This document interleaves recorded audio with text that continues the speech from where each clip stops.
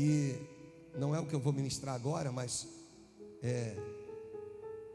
fala, tá dando uma microfoniazinha, né? Não sei se é só no meu ponto de ouvido. Vão? Vai ficar? Vamos descer? Vamos ficar? Vamos descer? Vamos ficar?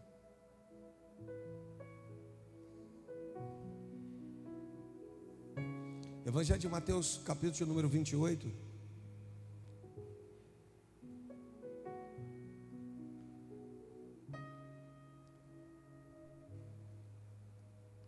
O texto diz que no findar do sábado, ao entrar o primeiro dia da semana, Maria Madalena e a outra Maria foram ver o sepulcro. Eis que houve um grande terremoto, porque um anjo do Senhor desceu do céu, chegou-se, removeu a pedra e assentou-se sobre ela. O seu aspecto era como um relâmpago, e a sua veste alva como a neve.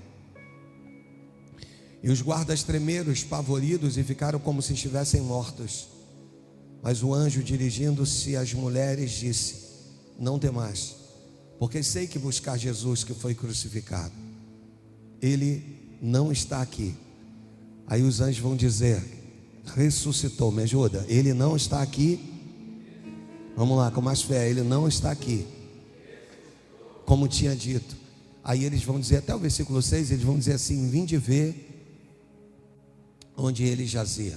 E aí elas vão entrar no sepulcro. Depois elas vão correr para levar informação para os discípulos, né? Informação dada que Jesus iria ter com eles na Galileia. Mas o interessante desse texto é que Jesus primeiro vai aparecer para Maria Madalena. Por quê? Porque os discípulos estavam com muito medo, estavam escondidos, estavam com muito receio de serem presos e mortos. Então Jesus vai aparecer para quem não tem medo. Isso mostra para a gente que a preocupação dele não é com o cargo que você exerce, e sim pela posição que você ocupa. Eu no teu lugar já começava a dar um glória, igual os pentecostais começam a dizer, né? A preocupação dele não é o cargo que você exerce, e sim a posição que você ocupa. Você está entendendo? E dependendo da posição que você ocupe, ele tem total prazer de aparecer primeiro para você. Não é em relação àquilo que você diz que faz, mas aquilo que você realmente faz. É isso que muda o contexto da história desse texto. Mas o texto mostra que ele vai ressuscitar. E como tinha dito, e vira para elas e diz assim: vinde ver onde ele jazia. Isso é bonito demais. Mas nesse culto pela manhã, eu quero trazer uma importância, uma relevância. Eu quero falar de dois personagens, pelo menos, muito importante, bastante relevante, e que talvez a gente passe meio que despercebido por eles. Um dos personagens é Maria. Maria, ela é irmã de Marta, irmã de Lázaro. Nesse capítulo, nós vamos ver que Lázaro já havia ressuscitado. E nós vamos também acompanhar que nada mudou, irmãos. Então, o Evangelho de João, no capítulo 12, meu primeiro personagem é Maria. Qual é o primeiro personagem? Maria, irmã de Marta, irmã de Lázaro. Então, no capítulo 12, nós vamos acompanhar esse texto. Esse texto é muito relevante, muito importante, porque diz 6 dias antes da Páscoa, foi Jesus para Betânia, onde estava Lázaro, a quem ele ressuscitara dentre os mortos. Deram-lhe, pois, ali uma ceia. Aí o texto diz, me ajuda, vai. Deram-lhe, pois, ali uma ceia. Aí você conclui, vamos lá. Deram-lhe, pois, ali uma ceia, vai. Marta, sendo Lázaro. Aí no versículo 3 diz assim: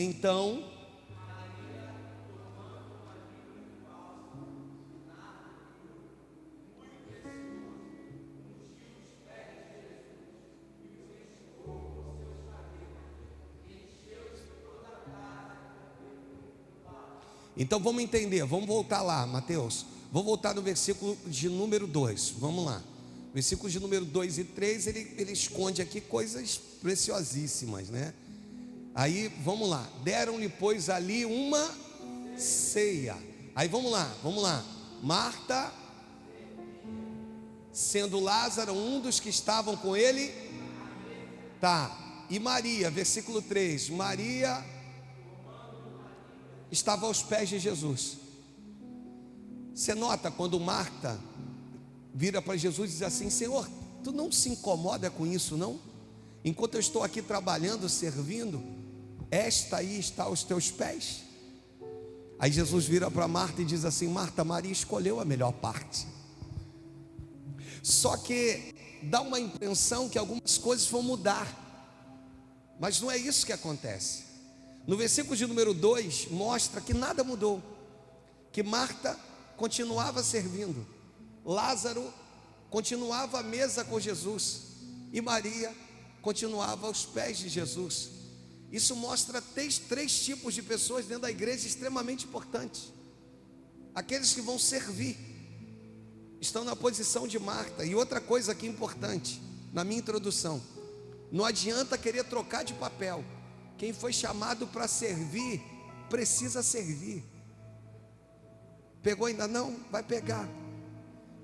Marta é aquela que servia, é a representação dos trabalhadores que preparam todo o culto para o pastor chegar e ser instrumento de Deus.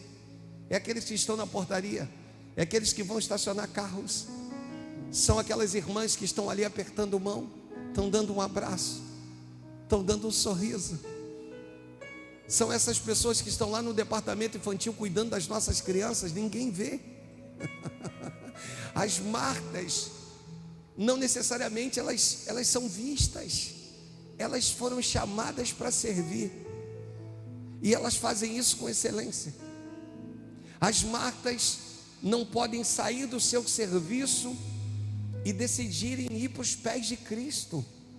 As Marias não podem ir tomar os lugares das Martas. Sabe por quê, irmãos? Se Maria resolve sair dali, ir para a cozinha para tentar fazer o alimento, ela não foi chamada para isso. A comida vai ficar sem sal, sem tempero, sem gosto. Ou quando não, vai ter tempero demais, vai ter sal demais, vai ter um gosto em excesso. Jesus está mostrando para a gente que nada mudou e que todos são importantes no reino. Marta entendeu: o meu chamado é servir. Eu não sei se eu estou falando com alguém aqui hoje. Eu não sei se o Espírito Santo está me falando, está me usando para alguém aqui hoje. Você foi chamado para servir. Você foi chamado para se colocar na predisposição do Espírito. Por favor, faça isso e faça com excelência. Marta é que serve. E Lázaro, pastor? Lázaro é aquele que está à mesa com Jesus. Quem é que precisa estar à mesa com Jesus? Vinde todos os que estão cansados e oprimidos, e eu vos aliviarei. Lázaro representa aqueles que vão precisar sentar porque estão sem forças. Lázaro representa a multidão que vai precisar entrar e receber uma palavra, um alimento. Lázaro é aquele que precisa estar mais próximo de Jesus. Lázaro é um membro novo que está chegando na igreja. Lázaro é um membro antigo que não sei por que cargas d'água perdeu suas forças. Não sei o que houve contigo que te deixou impossibilitado de algumas coisas. Até para adorar está difícil nesses dias, levantar sua voz em oração está difícil. Aí Jesus vira para você e diz: vem, tem lugar à mesa para você. Tem lugar à mesa. E quando eu entendo que tem lugar à mesa para a minha vida, as coisas começam a se manifestar, as coisas começam a acontecer. Então, quem representa os Lázaros nos dias atuais? É a igreja, que precisa ouvir uma palavra, que precisa sentar, que precisa compreender que o nosso Deus continua o mesmo, continua agindo e operando. Agora, quem são as Marias? As Marias são aquelas que vão perfumar o ambiente, irmãos. Diga amém por isso. Vão perfumar o ambiente, vão trazer consagração para o ambiente. Mas do que adianta se houver consagração, se não houver as Martas que servem, se não houver o povo que senta para se alimentar, Jesus está virando, Murilo, nesse texto está dizendo: todos são extremamente importantes para mim. Maria não é mais importante que Marta. Marta não é mais importante que Lázaro. Todos são extremamente importantes para mim. E assim, Jesus vira e diz assim: assim é o meu reino. Eu preciso das Martas que servem. Eu preciso dos Lázaros que se assentam. E eu preciso das Marias que se consagram. Através das Marias, o Senhor exala o bom perfume. Você já reparou aqui para a função, pastor Márcio, de intercessão, Deus não escolhe qualquer um? Já reparou que existem pessoas específicas que foram chamadas para dobrar o joelho e interceder por alguém, irmãos? Você entende o papel das Marias nos dias atuais, dentro da igreja? Mas eu quero falar dessa personagem de Maria. O texto diz no versículo de número 4, a partir do versículo de número 3, que então Maria, tomando uma libra de bálsamo de nardo puro, muito precioso, ungiu os pés de Jesus e os enxugou com seus cabelos.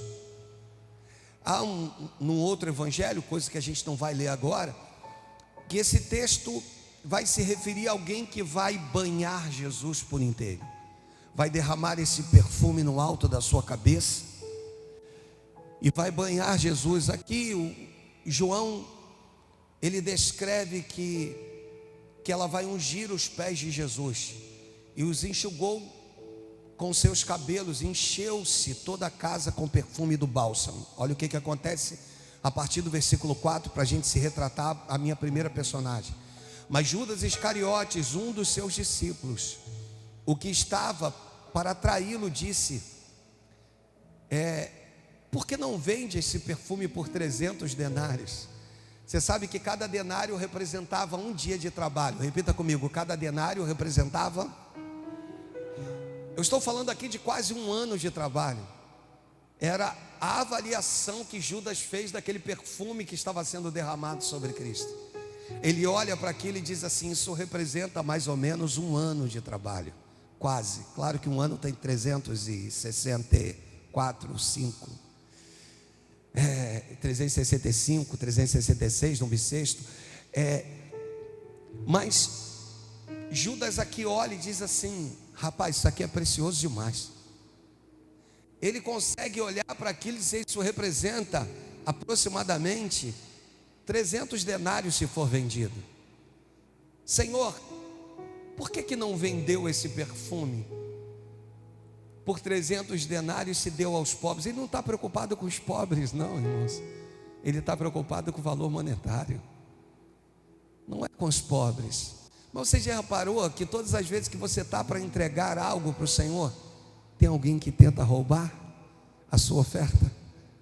De que forma, pastor? Com palavras dizendo: você precisa fazer isso, você precisa cumprir isso. Mas foi um voto que eu fiz, mas você precisa. Sabe quando o inimigo tenta soprar e tenta dizer assim: olha, não entrega não, não faz não. Judas Iscariotes é esse que está tentando colocar preço na oferta de Maria.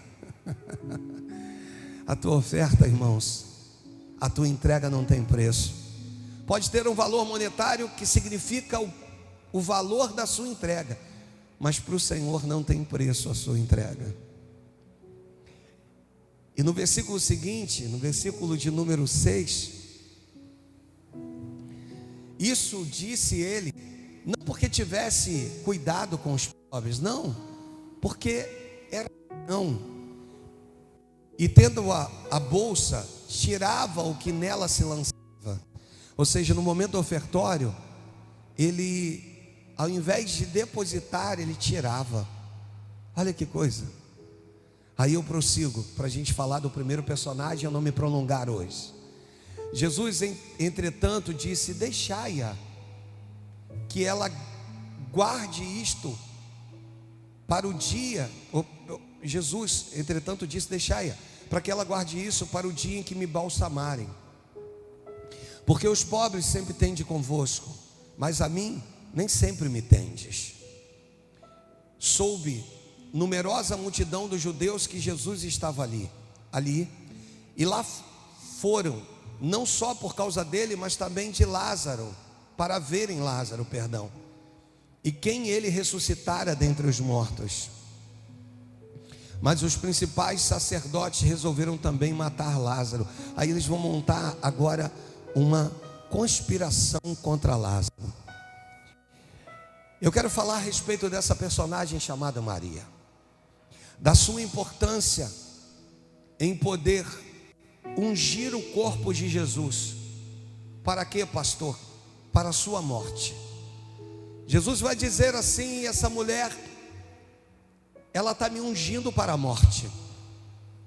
Tudo que ela está fazendo é uma preparação do meu corpo para a morte. Então Maria é alguém que vê além do seu tempo.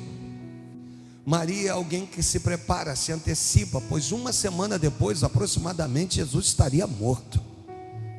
E Maria é aquela que se antecipa, e ela agora vai derramar um bálsamo, ela vai derramar um nardo puro, ela enxuga com seus cabelos, e aquele aroma preenche toda a casa, e aquele ambiente começa a estar preparado para tudo aquilo que estava por vir. Maria é esse meu primeiro personagem, alguém que prepara o corpo de Jesus para a sua morte, alguém que unge o corpo de Jesus para a sua morte. E eu quero poder compartilhar contigo o meu segundo personagem.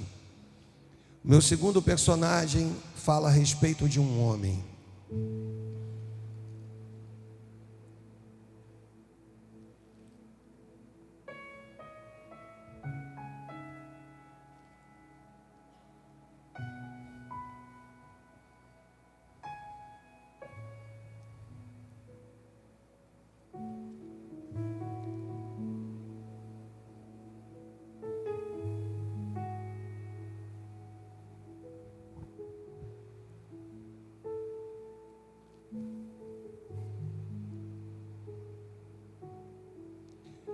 Evangelho de João, capítulo 19, versículo de número 38.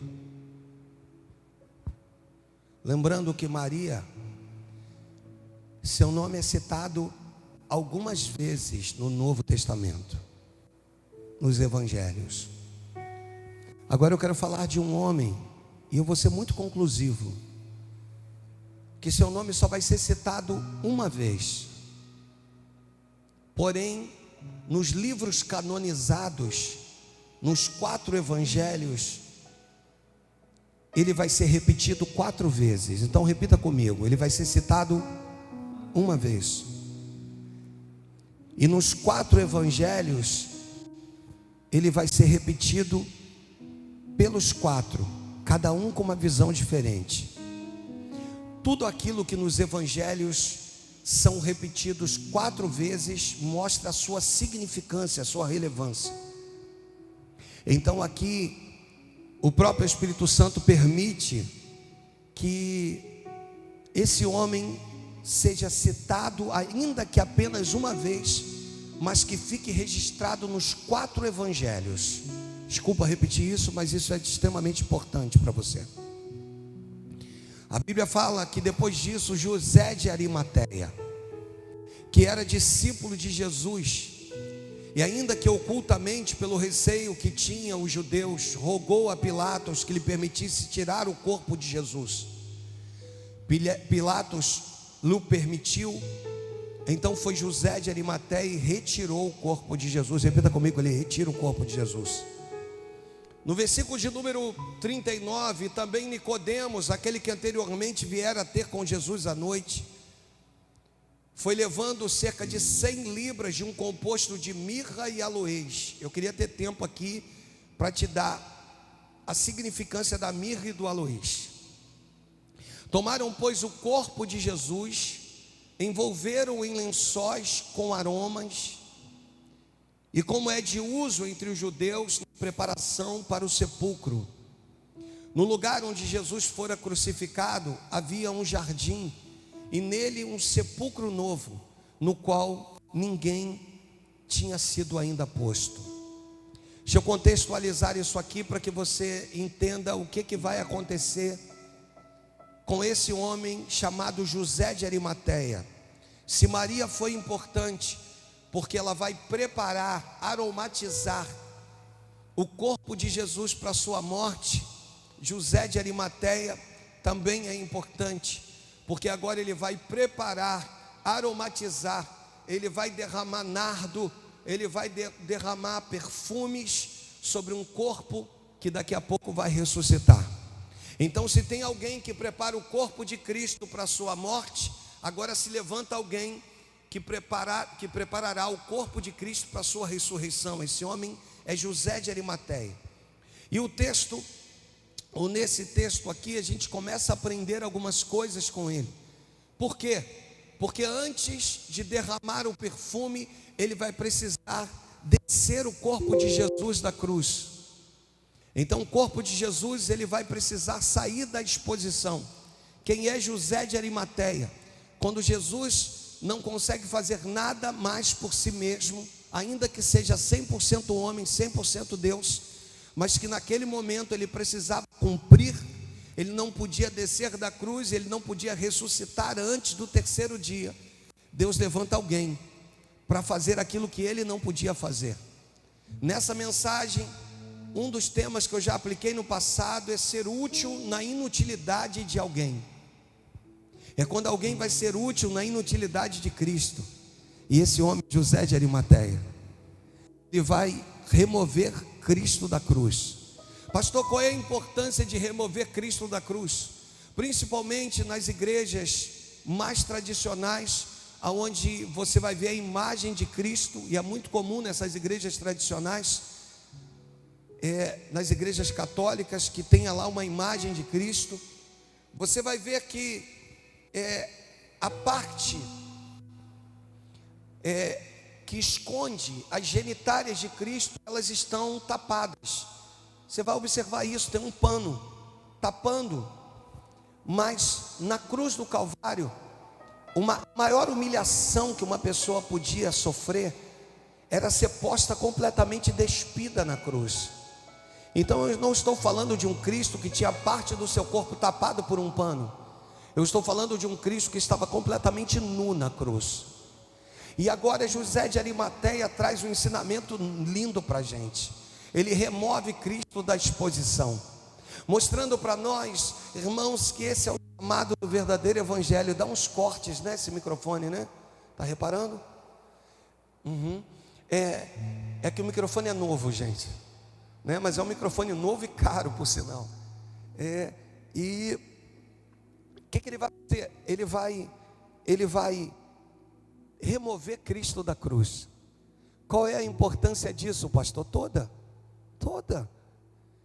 Ele vai remover Cristo da exposição. Olha para mim, por favor. Baixou aí, querido?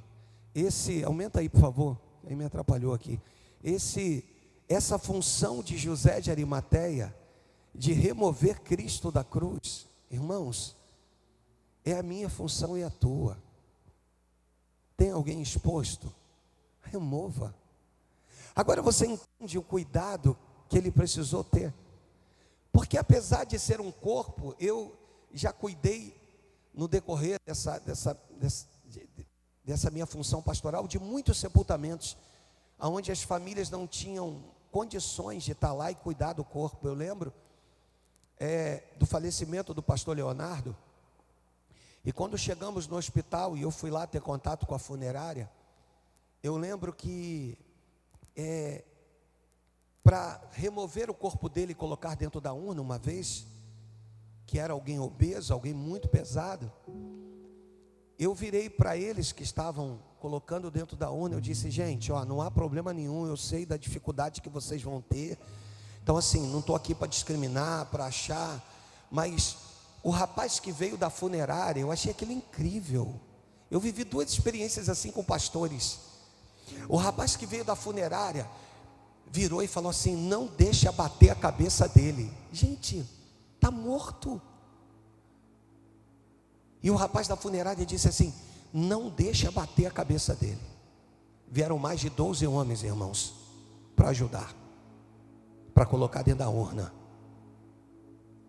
Mas todos eles, eu não observei hora nenhuma ninguém rindo, ninguém desdenhando, ninguém. Você está entendendo? Eu quero te dizer que mesmo na tua morte, Deus fará com que tu seja respeitado em nome de Jesus. Segunda coisa, pastor João Belo, fui eu que tratei também de sepultamento, fui eu que tomei a frente, a família não tinha estrutura, fui eu que fui lá reconhecer o corpo, fui eu que levei ele para o hospital em estado de óbito. Eu tive esse prazer e esse privilégio, prazer e privilégio sim, de poder estar com o homem de Deus nos seus últimos suspiros. E Deus me deu essa honra, e eu se poder segurar a mão dele.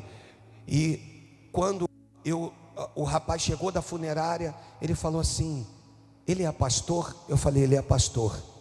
E aí quando chegou lá para colocar o corpo dele dentro da urna, o rapaz virou para o outro e disse assim: cuidado aonde você toca, porque ele é um pastor. Eu estou todo arrepiado aqui, irmãos. O que eu quero te dizer é que José de Arimateia foi esse homem que removeu o corpo de Jesus da cruz, foi aquele que tirou os pregos, foi aquele que, depois disso, o texto diz que ele vai pegar um lençol de linho e ele vai envolver o corpo de Jesus. Eu fico tentando imaginar a mente de José de Arimateia. Eu não preciso só remover o corpo dele da cruz, eu preciso tapá-lo. As pessoas não podem mais ver a sua exposição da forma que ele está. E esse homem pega um lençol de linho novo e agora ele vai envolver. Deus está dizendo para nós que José de Arimateia, além de remover o corpo de Jesus, agora ele envolve. Sabe o que significa isso? Proteção. Deus está dizendo que esse é o papel de todos nós, é remover e proteger. Eu removo e protejo. Repita comigo: eu removo e protejo. Se você só remover, não vai bastar. Mas se você proteger, aí sim o seu papel começa a ficar bonito nessa terra. Eu estou falando de um homem, estou repetindo pela terceira ou quarta vez, que seu nome só vai ser registrado uma vez no cenário bíblico, vai ser repetido nos 4 evangelhos, mostrando a sua relevância. Mas aqui o texto mostra que tem alguém que vai remover o corpo de Jesus da cruz. Quando Jesus não podia fazer nada por si mesmo, Deus levanta José de Arimateia. Sabe o que isso me ensina? Quando me faltarem forças, será que você vai ser capaz de ser a força que eu preciso?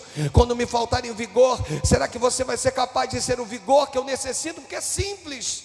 Quando eu digo assim: eu quero ser útil na tua inutilidade.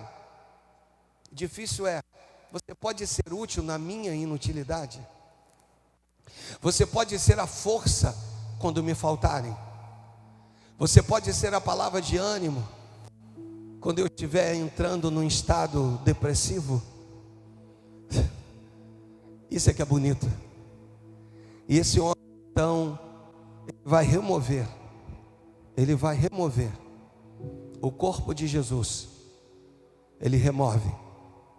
Ele agora envolve no lençol de linho. E depois ele vai lavar o corpo de Jesus. E depois ele vai derramar mirra. Mirra significa derramamento de poder. Imagine ele está tocando num corpo em que nesse corpo há todo poder. No sangue vertido na cruz do Calvário há todo poder. Ele agora vai banhar com mirra. Parece que é o sentido oposto. Ao invés dele derramar aquilo que significa revestimento de poder, quando ele toca no corpo de Jesus, ele é que vai receber revestimento de poder. Quando você faz pela obra, irmãos, a obra faz por você. Quando você faz por Jesus, Jesus faz por você. Quando você espera dele, ele te surpreende, porque ele é maior. Ele é maior que os teus pensamentos, ele é maior que os desejos do seu coração. E é disso que eu quero falar. Eu quero falar de alguém que vai sepultar Jesus num túmulo novo. Esse túmulo era de José de Arimateia, era um túmulo cavado na rocha. Me ajuda, era um túmulo. Você entende que mesmo na rocha há um esconderijo para guardar os seus? Mesmo no esconderijo do Altíssimo, Deus encontra um lugar para te guardar. A Bíblia diz que Elias vai ao Monte Horebe. Elias vai a que monte? Ao monte. Qual é o significado de Monte Horebe? O monte de Deus. E ele acha uma caverna no monte de Deus. Você pegou ou não? Então Deus está dizendo: eu tenho esconderijo para a tua vida. eu tenho esconderijo para você. Ainda que ele seja rocha, dentro dessa rocha ele tem um esconderijo para você. E ele vai deitar o corpo de Jesus dentro de uma sepultura nova. Segunda coisa, na questão de aplicação, tem muita coisa para falar sobre isso, a nível mesmo de conhecimento. Mas segunda coisa, José de Arimateia, ele compra um túmulo novo. Então me ajuda, vai. José de Arimateia, ele compra o quê? Qual é o pensamento dele? Eu vou morrer e quero poder ser sepultado. Só que ele compra um túmulo novo para sepultar o Senhor Jesus. E nesse mesmo túmulo Jesus vai ressuscitar. Sabe o que Deus está dizendo? Que existem coisas que no teu coração morreram. Existem coisas que na sua vida não tem mais sentido. Mas Ele está dizendo, é assim que eu gosto. Porque se você me entregar o que não tem sentido, eu faço ter sentido. Se você me entregar aquilo que não existe, eu faço existir. Se você depositar nas minhas mãos, você vai ver que vai acontecer em nome de Jesus. E depois que ele faz tudo isso, ele rola uma pedra. Me ajuda, me ajuda. Diz assim, diga assim, José de Arimateia, depois de remover, de envolver, de lavar e purificar, ele rola uma pedra. Aí ele vai lá e rola uma pedra no túmulo. O que significa isso? Eu só posso fazer até aqui. Deus está dizendo, faça a tua parte, porque daqui a pouco vão descer anjos para remover essa pedra. Sabe o que Deus está falando conosco aqui? É o que o texto diz. O texto diz, esse mesmo texto no Evangelho de Mateus, o texto vai dizer, e depois de tudo isso, que ele rola a pedra, ele volta para sua casa. É isso aqui que mexe comigo. Depois dele ter removido o corpo de Jesus da exposição, depois dele ter envolvido com lençol, coberto a sua nudez, depois que ele fez tudo isso, depois que ele lava o corpo de Cristo, depois que ele derrama mirra e aloés, depois que ele prepara o corpo de Cristo, ele rola uma pedra e volta para sua casa. Sabe o que Deus está falando conosco? Que quando você entende o chamado que está sobre a tua vida, você não se entristece com ele, você se alegra.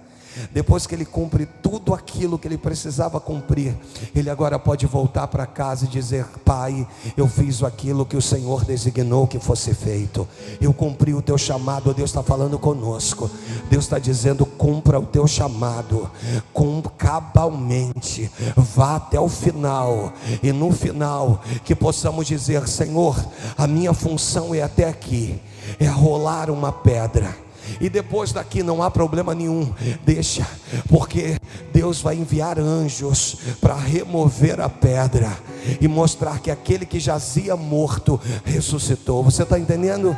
Então eu quero falar sobre dois personagens. Maria, aquela que vai ungir o corpo de Jesus para a sua morte. E eu quero falar de um segundo personagem, José de Arimateia, aquele que vai ungir o corpo de Jesus para a sua ressurreição. Então eu quero te dizer que mesmo nos dias que você se encontra mais fraco, Deus sempre colocará pessoas para ser útil na tua inutilidade. Quando você não tiver forças para orar, Deus vai colocar pessoas que vai orar por você. Quando você não tiver forças para clamar, Deus vai colocar pessoas que clamará por você. Em nome de Jesus. Você pode dar uma salva de palmas ao Senhor Jesus?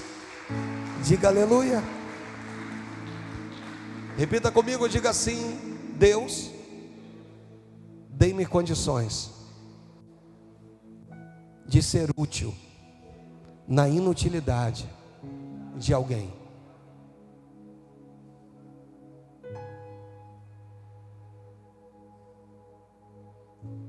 Amém, irmãos?